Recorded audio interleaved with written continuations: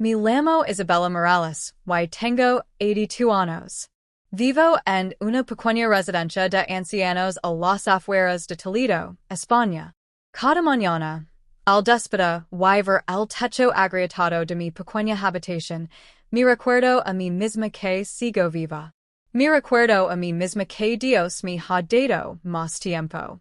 Pero a veces me pregunto, ¿por qué? ¿Por qué mantenerme aquí, así mi corazón leva tantas cicatrices? No siempre fui una anciana de manos temblorosas, y piel arrugada. Alguna vez fui una jovencita llena de risas, sueños y inocencia. Pero esos sueños me los robaron quienes así suponía debían protegerme. Esa es la historia que debo contar, aunque me duele dejar escapar las palabras. Porque el silencio es veneno. Guard silencio durante muchos años, y el silencio casi me mata. Crecí en un pequeño pueblo agrícola a las afueras de Ávila, rodeado de colinas y campos dorados de trigo. Mi familia era pobre, pero sobrevivimos con las pocas tierras que heredó mi padre, Santiago. Mi madre, Dolores, era una mujer estricta que nunca sonría mucho. Cocinaba, limpiaba y rezaba todas las noches, pero no creo que alguna vez me quisiera como una madre debería. Yo era la menor de 3 hermanos. Mi hermana mayor, Carmen, se casó, joven y se fue de casa cuando yo tenía 12 años. Eso me dejó con mi padre, mi madre y mi hermano mayor, Mateo. Mateo era 7 años mayor que yo, alto y fuerte, con el pelo oscuro que siempre olía a humo del campo. Para los vecinos, era un hijo trabajador que ayudaba a papá con la graña. Pero tras las puertas cerradas, cuando nadie lo veía, Mateo era algo más siniestro. Algo cruel. Tenía solo 14 años la primera vez que ocurrió. Esa noche, la casa estaba en silencio. Mi padre había estado bebiendo vino en la cocina, vociferando sobre la poca cosecha y las deudas que no podía pagar. Mi madre se había acostado temprano. Yo estaba en la pequeña habitación que compartía con Carmen antes de que se casara, trenzando el pelo largo y negro a la luz de las velas. La puerta se abrió con un crujido. Mateo estaba allí. Isabella susurró en voz baja. Hasta un lado.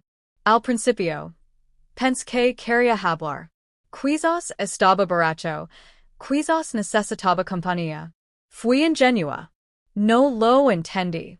Pero entonces sus manos me agarraron. Su peso me presionó. Se me congeló la voz. Intenté apretarlo, pero era demasiado fuerte. Esa fue la noche en que terminó mi infancia. Lor en silencio hasta la mañana, agarrada a la manta que ya no olía a lavanda sino a sudor y miedo. Pero no se detuvo allí. Noche tras noche, semana tras semana, Mateo venía a mi habitación. Cuando me resistía, me abofeteaba. Cuando lloraba, me tapaba la boca para que nuestros padres no oyeran. Pero en el fondo, sabía que aunque oyeran, no les importaría. En nuestra casa, la palabra de un padre era ley, y las hijas eran sombras. Para cuando cumplí 15 años, mi cuerpo empezó a cambiar. Senchanajas por las mañanas, la ropa me apretaba, y así me hinchaba el estómago. Sabía que algo andaba mal, pero no me atrevía a hablar de ello. Hasta el día en que mi madre lo notó. Ella me dio una bofetada tan fuerte que mi visión se volvió borrosa. Nina descarada. Gritó. ¿Quién te hizo esto? Abrí la boca, pero no me salieron las palabras. ¿Cómo podía decirlo? ¿Cómo podía decir que su preciado hijo, su orgullo, me había destruido? Me arrastró hasta papá. Y fue entonces cuando mi mundo se derrumbó en más. Papá escuchaba en silencio, con los ojos entrecerrados mientras mamá gritaba sobre mi vientre hinchado. Tenía los puños apretados, la cara roja de rabia. Pero la rabia no era por Mateo. Fue para mí. Que vergüenza. Rugió mi padre. Agarró su cinturón de cuero, el que usaba con el burro cuando se negaba a moverse. Y me golpeó. Me golpeó hasta que me desgarró la piel, hasta que mis gritos se convirtieron en jadios, hasta que el suelo quedó manchado de sangre. Pensé que moriría esa noche. Pero la muerte no llegó. Solo el silencio. Cuando terminó, me quedé temblando en el suelo. Respiraba con dificultad, y mi cuerpo estaba destrozado. Me señaló y dijo, si alguna vez le hablas de esto a alguien, te enterraré yo mismo. Y mi madre se quedó allí, observándome, con los ojos como piedras frías. No dijo nada. Durante meses, viví como un fantasma en esa casa. Mateo todavía burlaba de mí, todavía me susurraba amenazas, pero la paliza de mi padre había cambiado algo dentro de mí. Una semilla de odio, de determinación, empezó a crecer. Cargué con mi embarazo sola, escondida bajo vestidos holgados, en las sombras. Estaba aterrorizada, pero también extrañamente protectora. Ese niño dentro de mí era inocente. No fue su culpa. No fue mi culpa, pero el pueblo empezó a susurrar. La gente lo notó. Y cuando los susurros llegaron a oídos de mi padre, su furia regresó como una tormenta. Una noche, me sacó a rastras del pelo. Los vecinos se reunieron, fingiendo no mirarme, fingiendo no oír mis gritos. Mi padre gritó que había avergonzado a la familia, que estaba maldito, que solo merecía dolor. Y una vez más, me golpeó hasta que mi piel se partió, hasta que mi visión se volvió borrosa y oscura. Y esa noche, tendido destrozado en el frío suelo, tomé una decisión. Yo no podía callarme. No podía morir en esa casa. Si mi familia quisiera destruirme, entonces la quería. Incluso aunque mi mate. A menudo me pregunto cómo mi cuerpo no me abandonó. Tras las palizas, tras las noches de dolor y miedo, tras los moratones que me tenieron de púrpura y azul, de alguna manera, mi cuerpo siguió respirando. Mi corazón siguió latiendo. Y dentro de mí, un poco de vida siguió creciendo. Para cuando cumplí 6 meses de embarazo, mi barriga era imposible de ocultar. Vestidos holgados, chales gruesos no importaba. Las mujeres del pueblo que venían a comprar huevos de nuestra granja me miraban con los ojos entornados, susurrando cuando creen que no podía oírlas. ¿Viste Isabella? Y es solo una niña. Qué lástima para la familia Morales. ¿Quién es el padre? ¿Algún chico del pueblo? Oh. No terminaron la frase, pero sus ojos se dirigieron a Mateo y luego apartaron la mirada rápidamente. En pueblos pequeños como el nuestro, los secretos nunca eran realmente secretos. La gente lo sabía, pero guardaron silencio, porque el silencio era más seguro. Dentro de la casa, el silencio era más pesado que una piedra. Mi padre, Santiago, solo me hablaba con palabrotas. Mi madre, Dolores, evitaba mi mirada, con la boca apretada en una fina y dura línea. Y Mateo, mi hermano, mi maltratador, actuaba como si nada hubiera pasado. Comía en la misma mesa, reía de los mismos chistes y iba al campo cada mañana como si la vida que crecía en mi interior fuera invisible. Pero six la sonrisa burlona en sus ojos cuando me sorprendió luchando por levantar un cibo de agua. Vi como sus labios se curvaban en una sonrisa cruel cada vez que me agarraba el estómago. Quería que sufriera. Quería que me rompiera. Y me estaba rompiendo. Las noches eran las más duras. Me quedaba despierta, sintiendo como el bebé se movía dentro de mí, y mi mente se llenaba de preguntas sin respuesta. Mi padre me mataría al nacer el niño? Mi madre me abandonaría? Mateo seguiría abusando de mí? A veces me apartaba el vientre con las manos y susurraba. Te proteger, pequeña.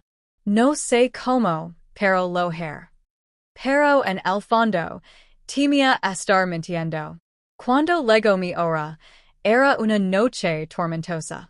Los truenos retumbaban en las ventanas, la lluvia golpeaba el techo y yo gritaba, mientras las contracciones me desgarraban. Mi madre estaba de pie junto a mí con las manos frías, murmurando oraciones en voz baja. Mi padre pasaba por la habitación, furioso porque me había atrevido a traer más vergüenza a su casa. Y entonces, tras horas de agonía, la niña llegó al mundo. Una niñita pequeñita, con la cara roja, llorando con todas las fuerzas que yo ya no tenía. Extendí la mano para abrazarla, pero mi padre la agarró primero. Su rostro se retorció de asco. Un hijo bastardo, espero. Nacido del pecado. Se la entregó a mi madre, quien la envolvió rápidamente en una manta vieja. Esperé el calor de mi bebé en mis brazos, pero en lugar de eso, mi madre se dio la vuelta. ¿A dónde la lleváis? Grit con voz ronca. Ninguno de los dos respondió. Intenté incorporarme, pero el dolor me invadió el cuerpo. Estaba demasiado débil. Solo pude observar cómo salían de la habitación con mi bebé. Mi hija. Mi sangre. La puerta se cerró de golpe. Y me quedé solo, sangrando, vacío y roto. Pasaron los días, pero no volví a ver a mi bebé. Pedí, rogue, suplique, pero mi madre solo dijo. Olvidala. Ya no es tuya. Mi padre me fulminó con la mirada con esos ojos que ardían como fuego. Agradez que te hayas dejado vivir después de tu vergüenza, dijo. Pero la niña ha ido. No volverás a hablar de ella. Desaparecido. Esa sola palabra me persiguió. ¿La habían matado? ¿La habían abandonado? ¿O si la había llevado algún familiar? No lo sabía. Y nunca me lo dirían. Las semanas siguientes fueron como un infierno sin fin. Mi cuerpo sanaba lentamente, pero mi corazón no. Busqué el llanto de mi bebé en cada rincón de la casa, pero solo había silencio. Mateo seguía deambulando por la finca como un rey, intacto, en pie libre. Y yo estaba preso en mi propia casa, pero algo había cambiado dentro de mí. La noche que perdí a mi bebé, se encendió una llama. Ya no me importaba si mi padre me golpeaba de nuevo. Ya no me importaba si mi madre me maldecía. Ya no me importaba si todo el pueblo murmuraba. Yo quería una cosa, sobrevivir. Y si sobrevivir significa dejarlo todo atrás, mi familia, mi hogar, incluso mi nombre, entonces lo haría. Una mañana fría, me levanté antes del amanecer. Me eché un chal sobre los hombres, me puse los zapatos gastados y caminé sigilosamente por la casa. Mis padres dormían. Mateo roncaba. Abrí la puerta de madera y el frío del amanecer me envolvió. Por primera vez, salí no como hija de la familia Morales, sino como una chica que corría por su vida. Caminé por el sendero de tierra que conduce a la carretera que salía del pueblo. Me temblaban las piernas, el corazón me latía con fuerza, pero mis pasos no se detuvieron. Con cada paso, me susurraba a mí mismo. No moriré aquí. No moriré aquí. Pero el mundo exterior no era amable. No tenía dinero, ni comida, ni un bebé en brazos. Solo mi cuerpo destrozado, y mis ganas de vivir. Dormí en graneros, mendig pan a las puertas de las iglesias y bebí de los ríos para saciar mi sed. El camino se extendía interminablemente, y cada rostro que encontraba me hacía sospechar. Una jovencita sola era compadecida o acosada. Los días se convirtieron en semanas. Y entonces, en un pueblito a las afueras de Salamanca, me desplomé en el mercado. Me fallaron las piernas, mi dio vueltas la cabeza, y cae al suelo con fuerza. Lo último que 6 antes de que la oscuridad me atrapara fue el rostro de una anciana agachándose para levantarme. Cuando volví a abrir los ojos, estaba tumbada en una cama que olía a jabón y sábanas limpias. La habitación era pequeña pero cálida, con la luz del sol filtrándose por las cortinas de un cage. Una mujer estaba sentada a mi lado, con el pelo canoso recogido en un moño. ¿Estás despierta? Dijo en voz baja. Descansa, Nina. Ya estás a salvo. Su nombre era Rosa Alvarez y ella me salvó la vida. Ese fue el comienzo de un nuevo capítulo para mí. Pero en el fondo, las heridas de mi pasado ensangraban. Podía huir de mi familia, de mi pueblo, de los susurros de la vergüenza. Pero no pude huir del recuerdo de mi hija. Ella estaba allá afuera, en algún lugar. Y un día la encontrara. El déspota en casa de Rosa, sentí que había entrado en otro mundo. Las paredes estaban pintadas de un blanco suave, con vigas de madera en el techo. El air olía a pan recién horneado, y hierbas aromáticas. Nunca había sentido tanta calidez, ni siquiera en la cocina de mi madre. Rosa estaba sentada a mi lado, tejiendo con sus manos arrugadas. Su mirada era amable, pero penetrante, como si hubiera visto mucho de la vida y albergara sus propios secretos. Te desmayaste en el mercado, dijo con dulzura. No tienes comida en el estómago ni fuerza en los huesos. ¿Dónde está tu familia, Nina? Me temblaban los labios. Quería mentir, decir que habían muerto, inventar una historia. Pero no me salían las palabras. En lugar de eso, susurré. No tengo familia. Rosa me miró un buen rato, y luego asintió. Entonces ahora sí. Por primera vez desde que empezó mi pesadilla, algo me trató como a un ser humano, no como una carga ni como una vergüenza. Rosa me dio pan y queso, me lavó la cara con agua tibia y me arropó entre sábanas limpias. Pero la amabilidad era peligrosa para mí. Hacía que las lágrimas brotaran con demasiada facilidad. Y esa noche, cuando Rosa creyó que estaba dormida, apretó la cara contra la almohada y solas en silencio. Porque estaba salvo, pero mi hija no estaba conmigo. No tenía idea si estaba viva o muerta. Y esa verdad ardía dentro de mí como fuego. La vida con Rosa era sencilla. Era viuda y vivía sola en una pequeña casa cerca de Salamanca. Sobrevivía vendiendo verduras de su huerto y cosiendo ropa para los vecinos. Poco a poco me dejó ayudarla, regando las plantas, cortando leña, cargando cestas. Al principio, estaba débil. Todavía me dolía el cuerpo por el embarazo y los golpes. Pero Rosa nunca se cayó. La fuerza liga poco a poco, decía, dándome una palmadita en el brazo. No aprecies lo que Dios sana. Quería creerlo. Pero Dios nunca me había parecido bondadoso. El pueblo cerca de la casa de Rosa era diferente del que había dejado. La gente hacía cortesmente y sonría al pasar. Algunas mujeres susurban sobre mí al principio. ¿Quién es esa chica que vive con Rosa? Pero Rosa la silenció con una mirada. Es mi sobrina, les dijo con firmeza. Sus padres ya no están. Está bajo mi techo, y eso es todo lo que necesitan saber. Nadie se atrevía a cuestionar a Rosa. Era respetada, quizá, incluso temida. Y así comenzó a vivir de nuevo. Pero el pasado fue una sombra que nunca me abandonó.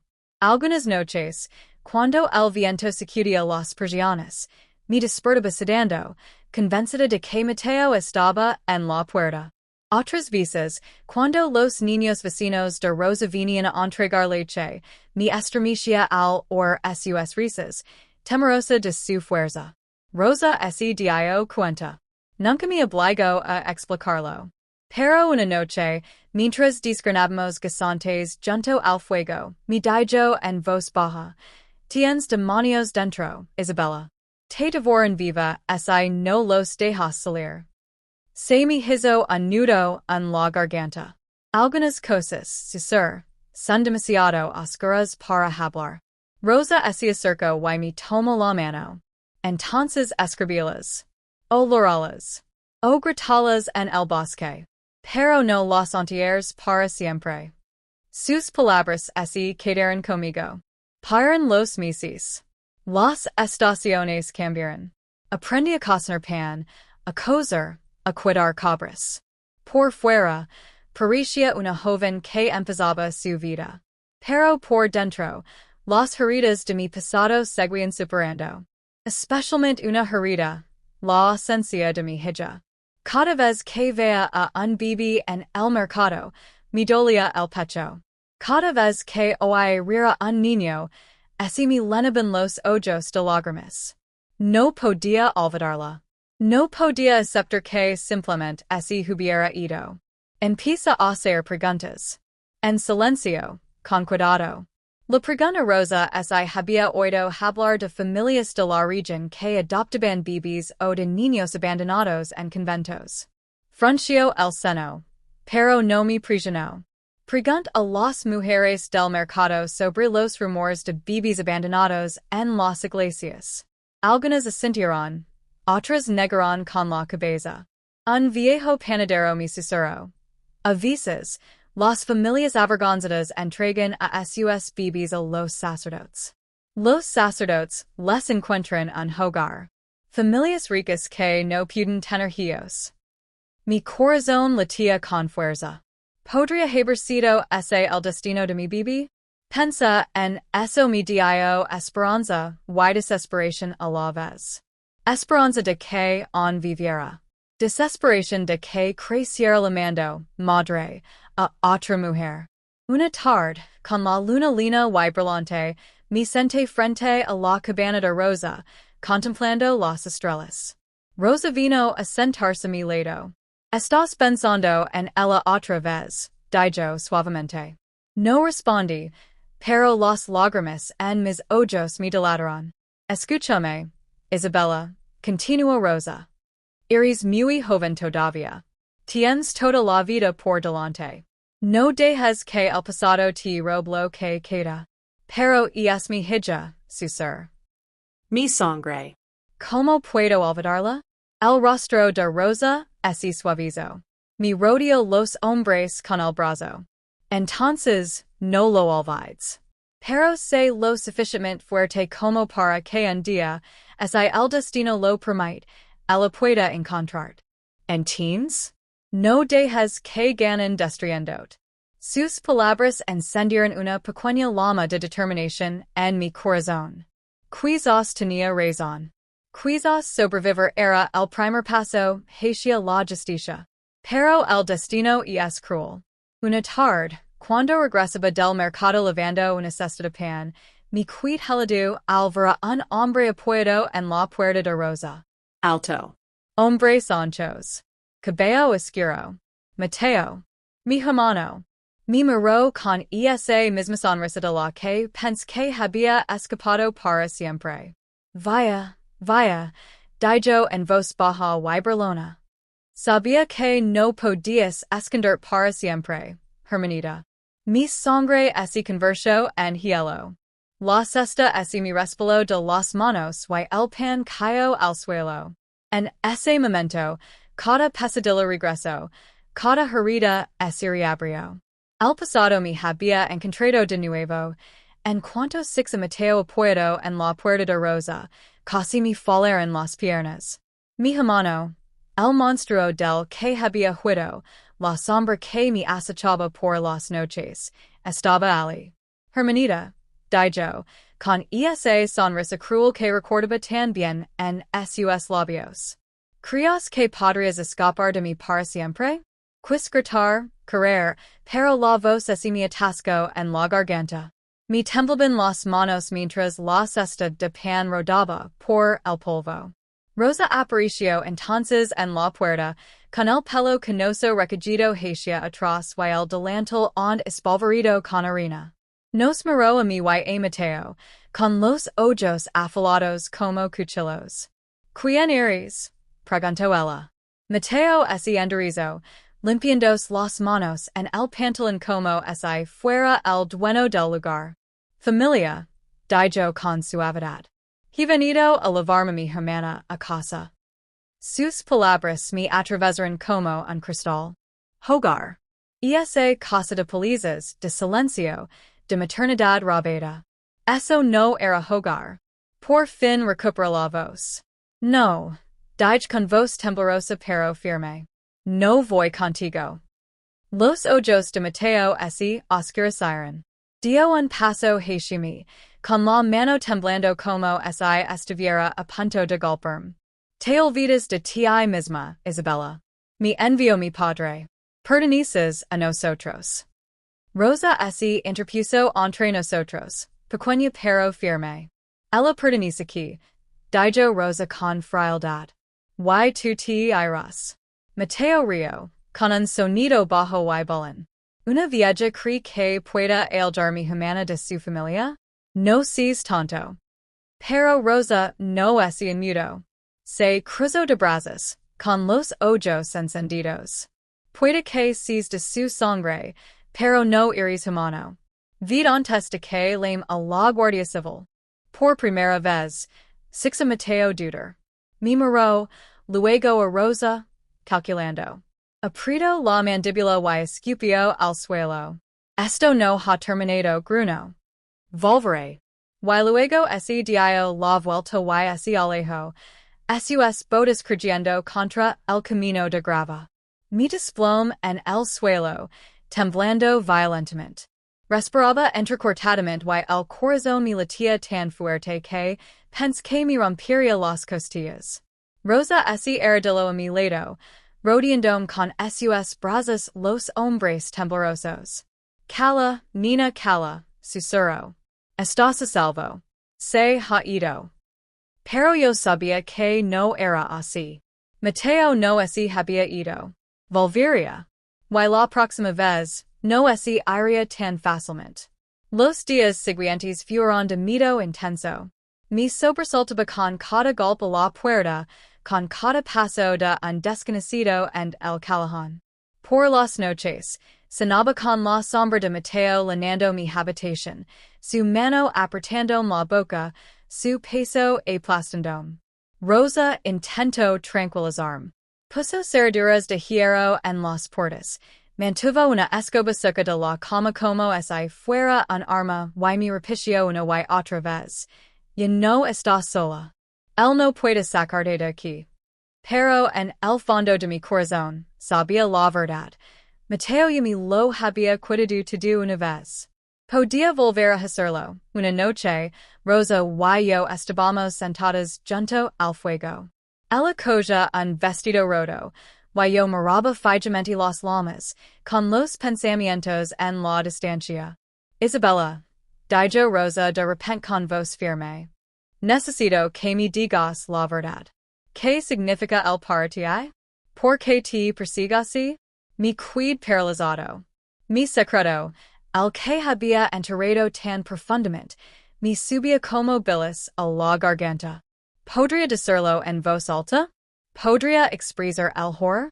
Se me llenaron los ojos de lágrimas. Me temblaban los labios.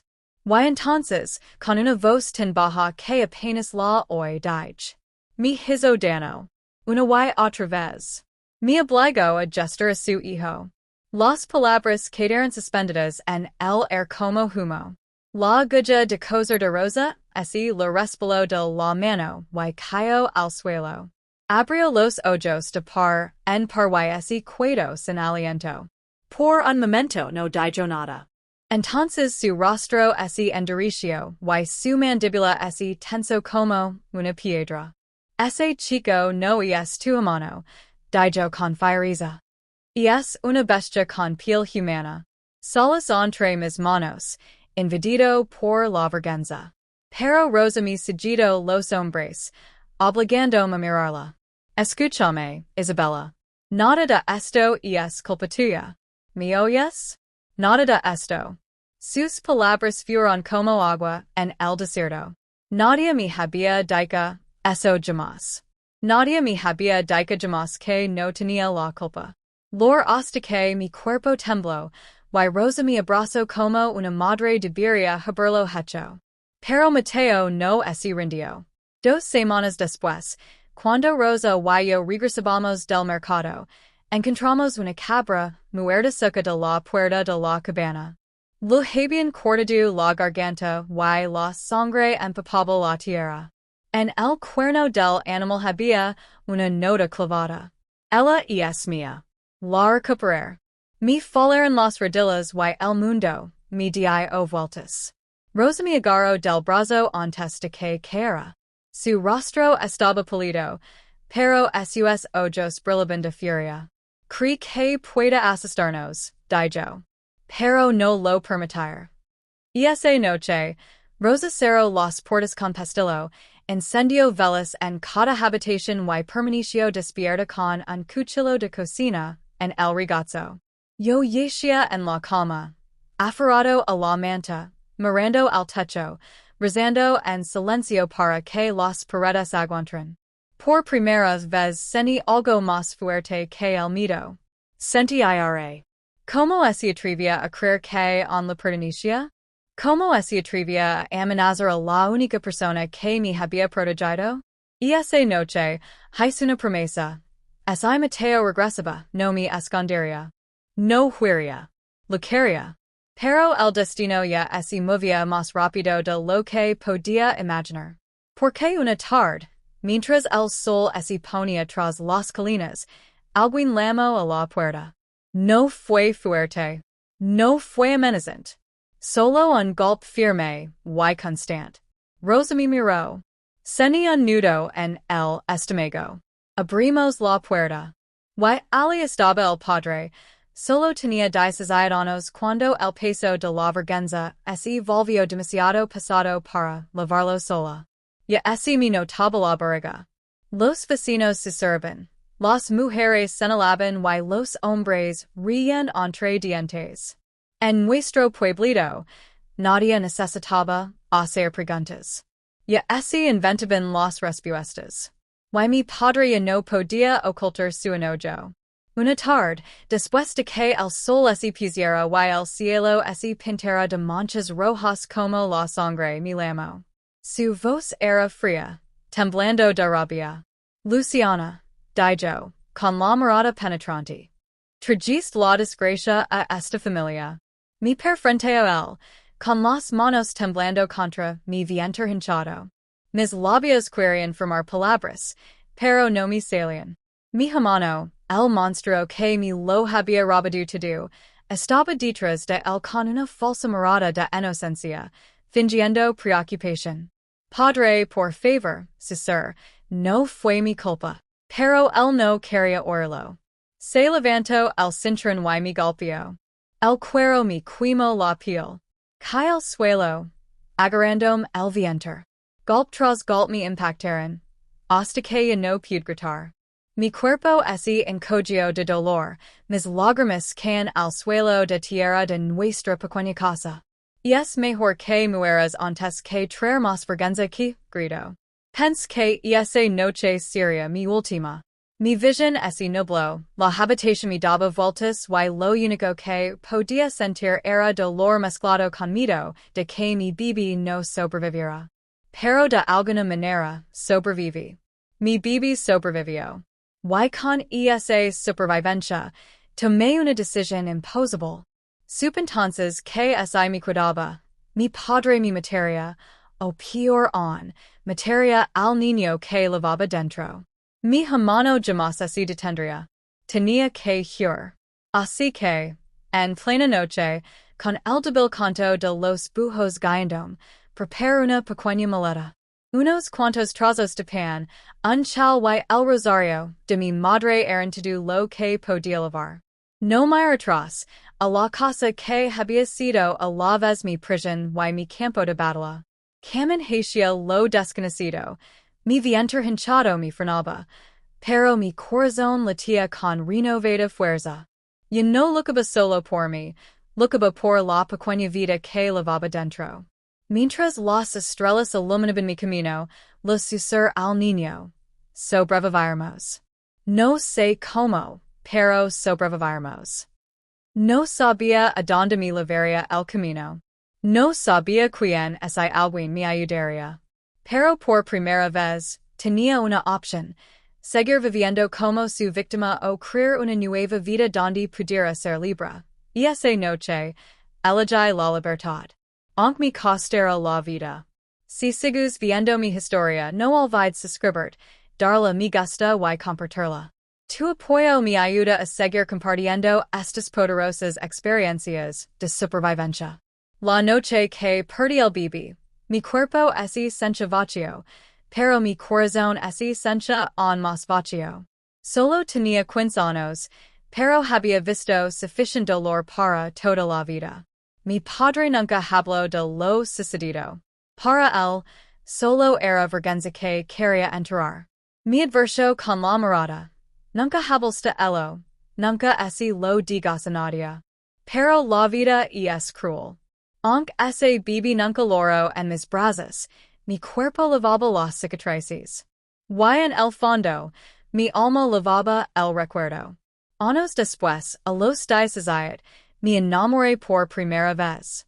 Se llamaba Mateo. Trabajaba en la finca de relevos cercana.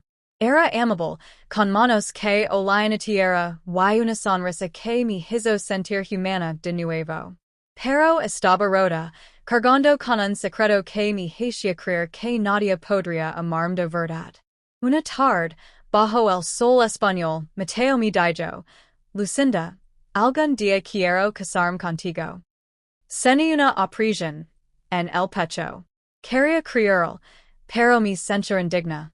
Aún así, nos pasamos junto al río y, por un momento, olvidé el pasado. Pero la felicidad no dura mucho en una casa llena de sombras. Mi padre notó la luz en mis ojos. Me siguió una noche y nos sorprendió juntos. La rabia en su voz era un trueno. ¿Te atreves a avergonzarnos otra vez? Después de lo que le hiciste a esta familia? Me arrastró a casa agarrándome del pelo, gritando que estaba maldita. Mi madre lloró en silencio, incapaz de detenerlo. Y esa noche me encerró en mi habitación sin comer. Le susurré las estrellas por la ventana, rogándole a Dios que me librara. Pero lo peor estaba aún por venir. Unas semanas después, me di cuenta de que estaba embarazada de nuevo, esta vez del hijo de Mateo. El miedo me consumía. Sabía que mi padre me mataría si enterraba. Pero mi corazón anhelaba proteger al bebé. Pense, quizás este niño finalmente me dé una razón para vivir. Cuando Mateo descubrió la verdad, sus ojos se iluminaron. Lucinda, esta es nuestra bendición. Te proteger. Jurimos. Su voz me dio esperanza.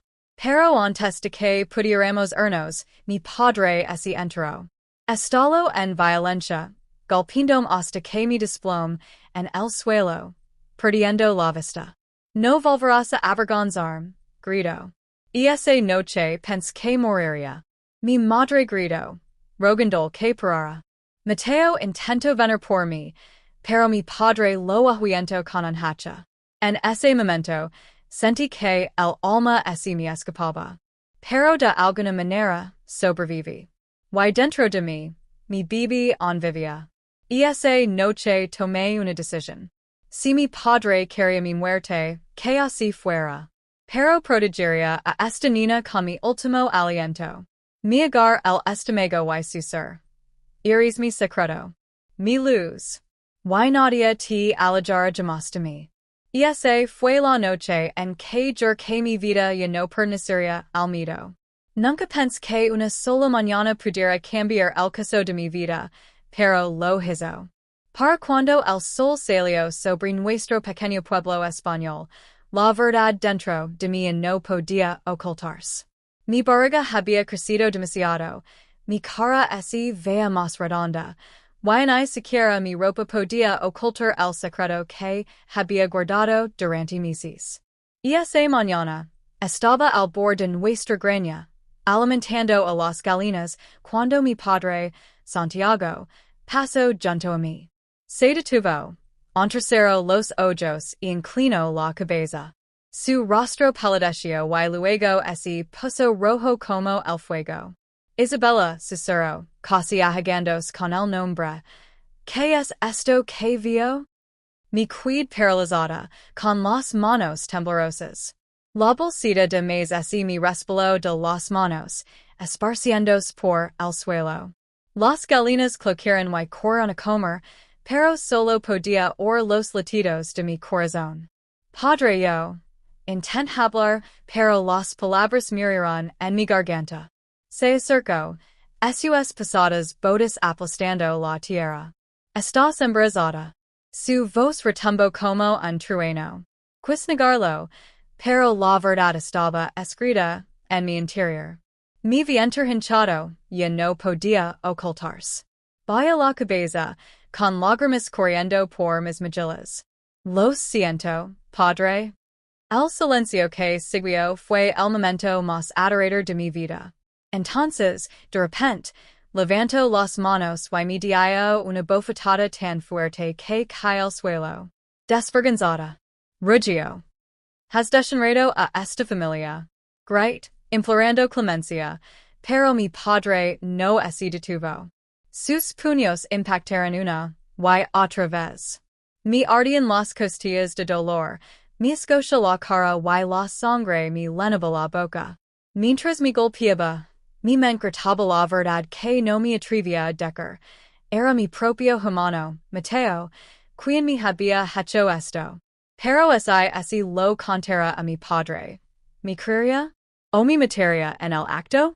Mi madrastra, Dolores, salió corriendo de la casa al oír el ruido. Santiago, para.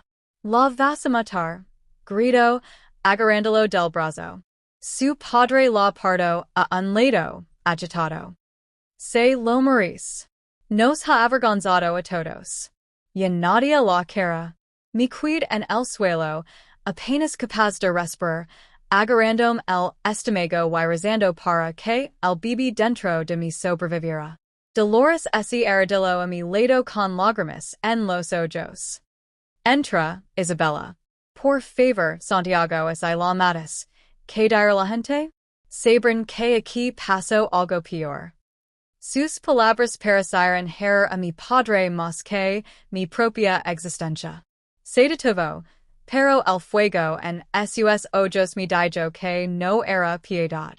Era solo el principio. Y esa noche, mientras yacía en la cama, dolorido y destrozado, oí susurros fuera de mi puerta. La voz grave, enojada y baja, de mi padre hablando con Mateo. Encontrarás la manera de arreglar este desastre, gruñó papa. Me da igual como. Esta niña debe desaparecer antes de que alguien se entere. ¿Me oyes? Mateo murmuró algo que no pude escuchar claramente. Me levé la mano al vientre, con el miedo apoderándose de mí. Estaban planeando algo. Algo que nos destruiría a mí y a mi hijo. A la mañana siguiente, Dolores vino a mi escondidas con un plato de sopa. Me tocó la frente suavemente y dijo, Isabella, debes encontrar fuerzas. Planean enviar lejos. En lugar llano. No confíes en ellos. ¿Enviar lejos? Susur aterrorizado. Ella asintió, con los ojos brillantes. Tu padre dice que no te quedarás aquí. Dice que es maldecido esta casa. Quer que te vayas antes de que los vecinos se den cuenta de tu barriga. Se me encogió el corazón. ¿Sola? ¿Embarazada? ¿Adonde iría? La semana siguiente, mi padre me tomó del brazo y me arrastró hasta el pequeño granero donde me esperaba una vieja carreta de caballos. Mateo también estaba allí, con la mirada fría, sin ninguna vergüenza por lo que me había hecho. Papa escupió al suelo. Entra. Te vas de esta casa, hoy mismo. ¿A donde me llevas, suplique? A un convento en la montaña. Las mañas ese encargan de ti. Quería gritar. Quería decirle al mundo que fue Mateo quien arruinó mi vida.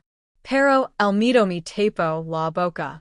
Mientras la carreta traqueteaba por el camino de tierra, alejandome del único hogar que había conocido, me urgía atrás una última vez. Dolores estaba en la puerta, con las manos juntas en una oración silenciosa, mientras las lágrimas corrían por sus mejillas. No sabía que me esperaba en las montañas.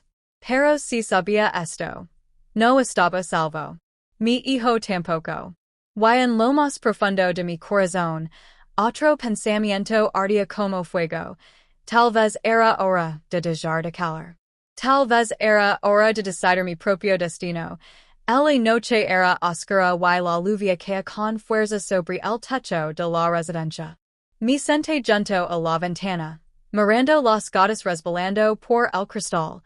Cada una me recordaba las lágrimas que había derramado toda mi vida. Mi corazón cargaba con muchas heridas, pero esta noche se sentía más pesada, como si el pasado mismo hubiera regresado para atormentarme. Tenía 75 años, pero no podía oír los gritos de mi juventud, la violencia de mi padre, la crueldad de mi hermano y la traición de mi familia. Esos recuerdos nunca se fueron. Vivían dentro de mí, respirando en cada silencio. Pero lo que nunca imaginé fue que mi pasado regresaría a mi vida en carne y hueso. Esa noche, mientras el personal servía la cena en el gran salón, un grupo de voluntarios entró a ayudar. Eran jóvenes, algunos de la iglesia local. Intent evitar mirarlos, como solía hacer con los desconocidos. Pero cuando mis ojos se cruzaron con los de uno de ellos, me paralizó el cuerpo. Era alto, con el pelo espeso y negro, y su rostro reflejaba los rasgos marcados de mi familia. Su nariz, su mandíbula, era como ver a Mateo, mi hermano, de joven. Me temblaban tanto las manos que la cuchara de sopa me resbaló y derramó sobre la mesa. El joven corrió hacia mí. Señora, ¿está bien? Preguntó con un marcado acento español. Abrí la boca, pero no me salieron las palabras. Me temblaban los labios al susurrar. ¿Quién eres? Me llamo Alejandro, dijo con dulzura. Estoy aquí para ayudarte. ¿Te duele algo? Alejandro. El nombre resonó en mi cabeza. Mi corazón se aceleró al mirarlo a los ojos. Esos ojos contenían algo familiar, algo peligroso, algo que me ataba a la noche más oscura de mi vida. ¿Podría ser? Era este joven el niño que nació del abuso que sufría manos de mi propio hermano? JD. Agarrándome el pecho. Las enfermeras corrieron hacia mí, pensando que me estaba dando un infarto. Pero no era mi cuerpo el que fallaba, sino mi alma, ahogándose en el reconocimiento. Volví a mirar a Alejandro.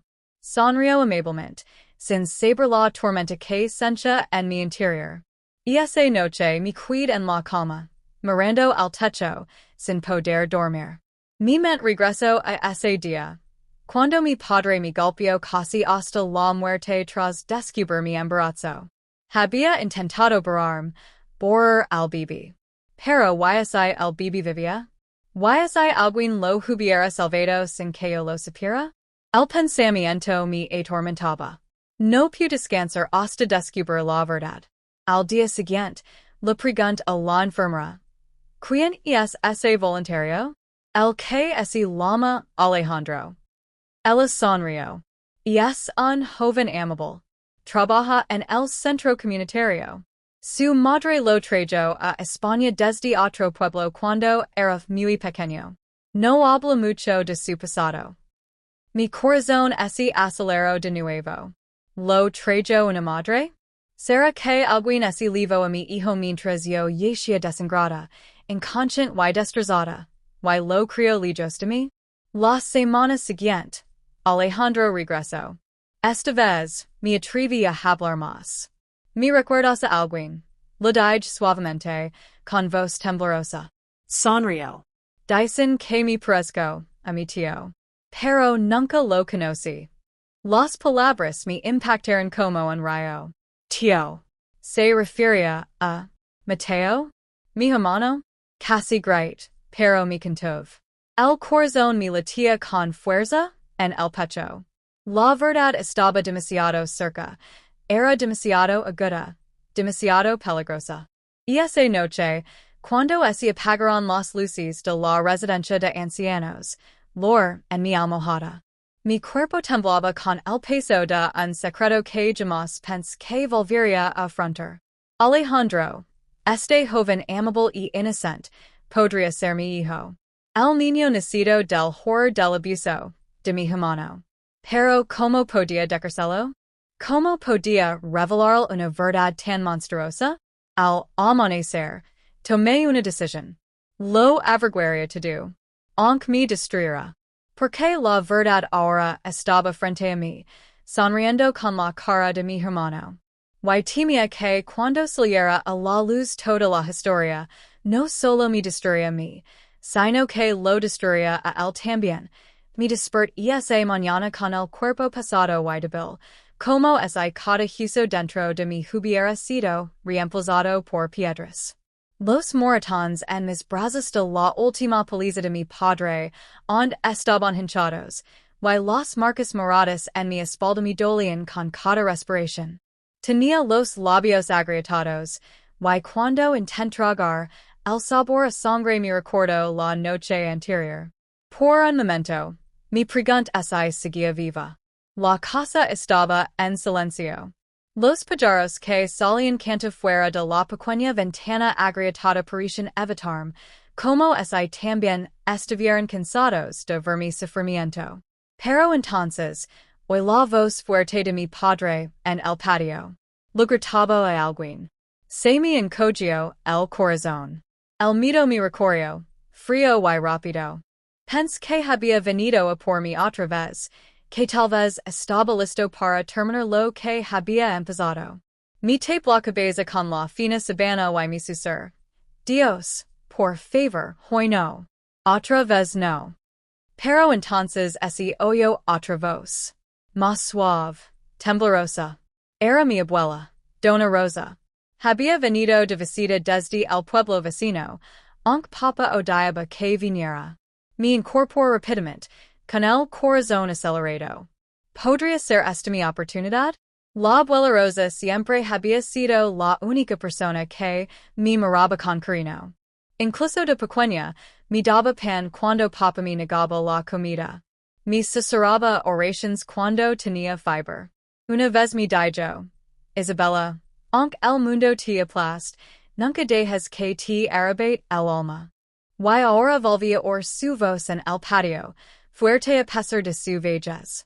Matters a esta chica, sigues golpeándola, Santiago. Le grito a mi padre. Y es tu hija, no tu enemiga. Se me cortó la respiración. Nadia se había atrevido, jamás a hablar hacia papa. En siquiera Mateo. La voz de mi padre resonó como un trueno. Es una desgracia. Leva la vergüenza en el vientre.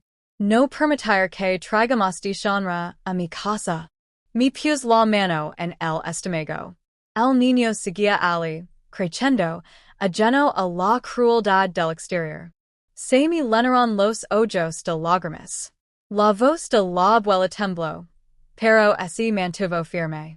Si vuelves a levantar la mano, me la levo. Te juro por Dios, Santiago, que la proteger.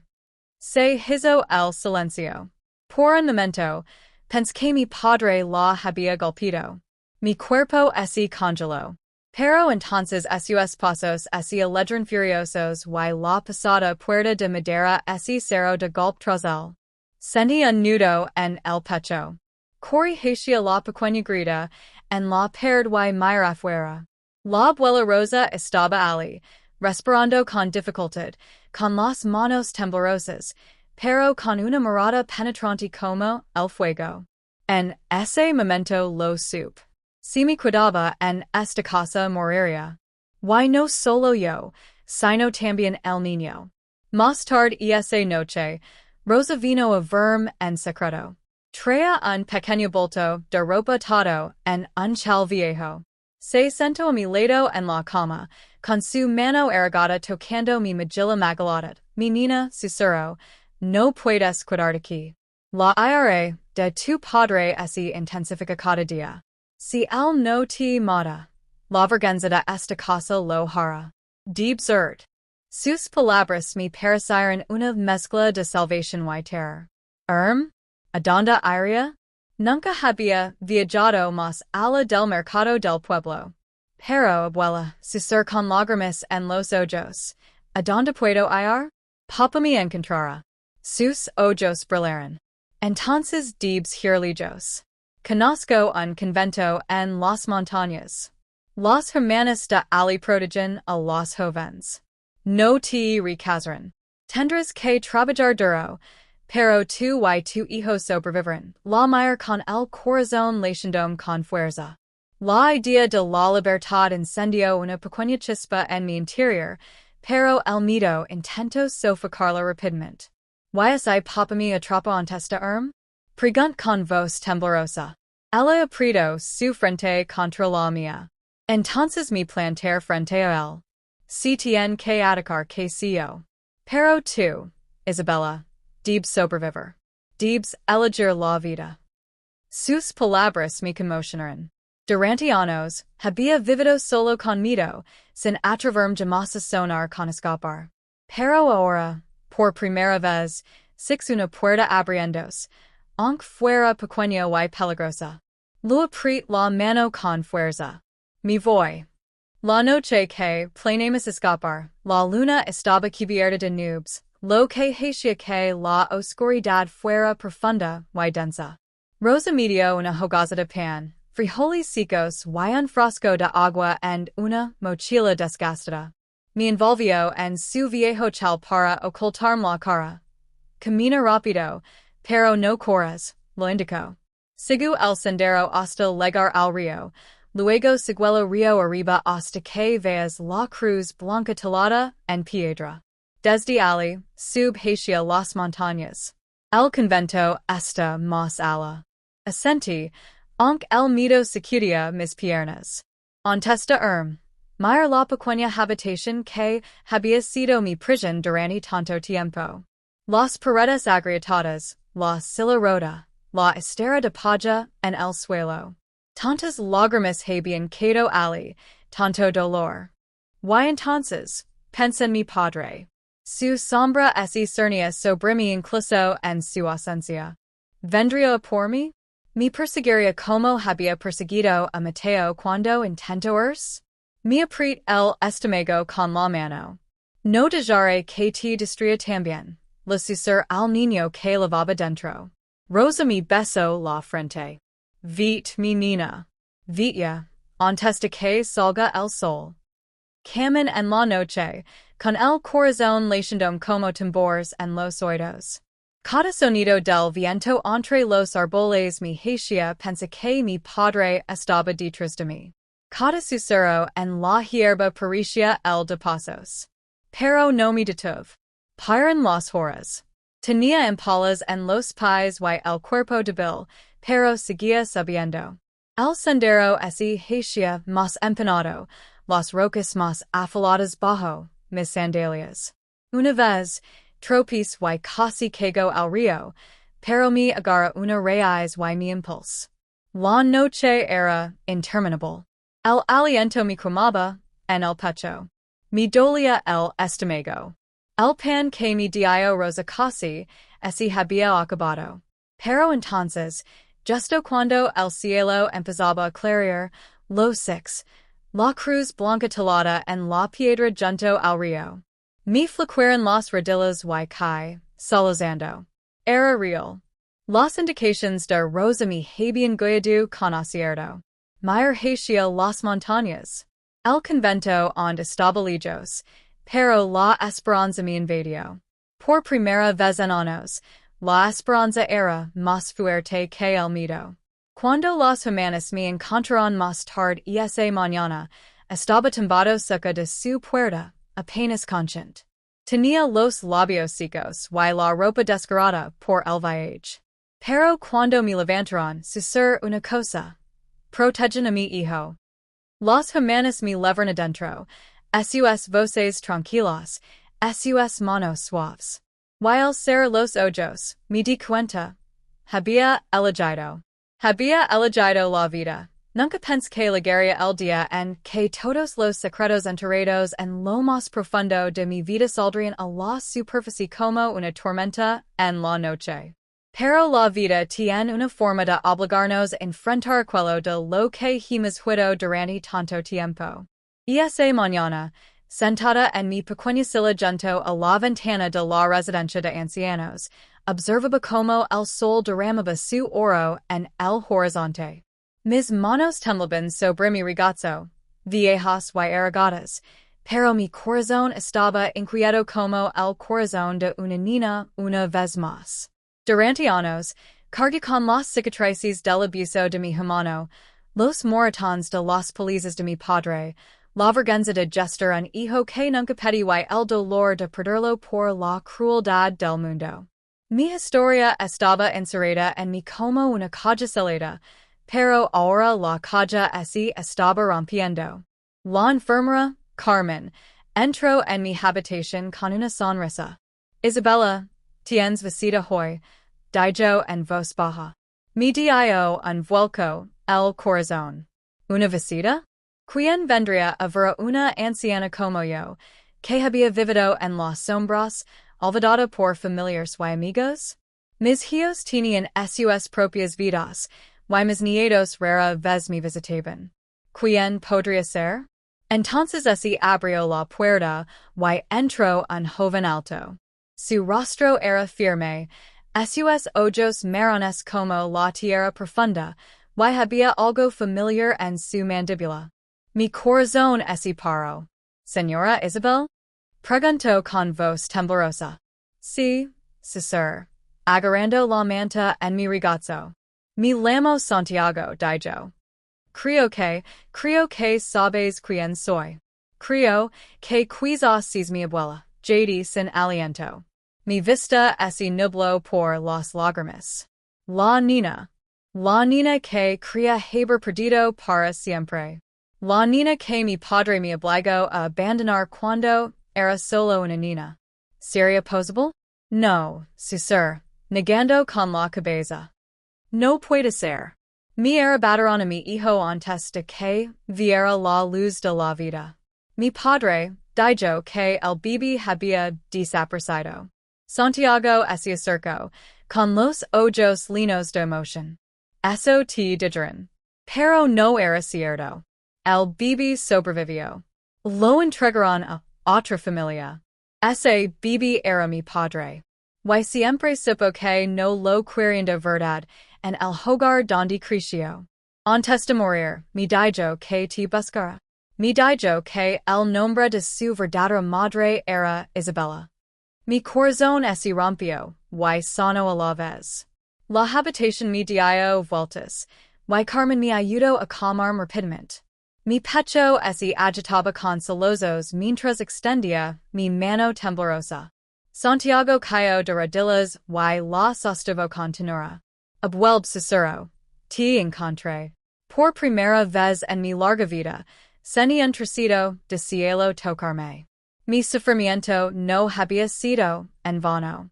Aunque perdí tanto, había ganado algo en mer, la verdad y una familia. Hablemos durante horas ese día. Me preguntó sobre mi infancia, sobre el hermano que me hizo daño, sobre el padre que casi me mata y sobre la vida que tuve que construir desde cero. Y aunque las palabras me dolían como cuchillos, así lo coní todo. Quería que supiera la verdad, que conociera el dolor, pero también la fuerza. Pensé que moriría con estos secretos, le dije. Pero ahora puedo descansar sabiendo que mi sangre sobrevivió, que el amor aún creció a pesar de todo este dolor. Santiago me aprieto, las manos con fuerza. No moriras con secretos, abuela. Moriras con honor. Eres una sobreviviente. Eres mi heroína. Sus palabras llenaron los espacios vacíos de mi alma. Los días se convirtieron en semanas. Y Santiago me visitaba a menudo. Traía flores, libros y avisos, comida de su propia casa. Los demás residentes del asilo sonrían y susurban. La familia de Isabella por fin la encontró. Y cada vez que lo veía entrar por la puerta, así me llenaba el corazón de alegría. Pero entonces llegó otra sorpresa que nunca esperé. Una noche, Santiago llegó con una mujer menuda a su lado. Era joven, de cabello oscuro, y una sonrisa amable. Esta es mi esposa Rosa. Dijo con orgullo. Y abuela, hay alguien más que queremos presentaros. Rosa dio un paso adelante, cargando a un bebé pequeño envuelto en un manto azul. Mi cuid sin aliento al ver su rostro. Sus labios diminutos, sus mejillas suaves, sus ojos oscuros.